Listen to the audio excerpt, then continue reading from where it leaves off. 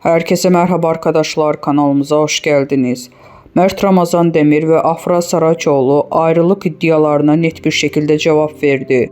Afra Saraçoğlu, Paris Moda Haftası dönüşü Mert Ramazan Demir ile yaşadığı ayrılık iddialarına son noktayı koyarak açıklamalarda bulundu. Ünlü oyuncu Afra Saraçoğlu, Paris Moda Haftası'ndan döndükten sonra İstanbul Havalimanı'nda gazetecilerin açıklamalarında bulundu. Son dönemde adı Mert Ramazan Demir ile yaşadığı ilişki hakkında çıkan ayrılık dedikoduları ile gündeme gelen Saraçoğlu bu iddialara açıklık getirdi.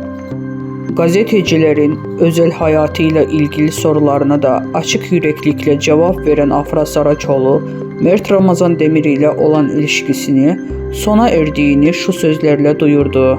"Artık bitti ve gitti" dedi. Bu açıklamasıyla ayrılık iddialarına son noktaya koyan Saraçoğlu, hayranlarını ve medya dünyasını şaşırtmadı.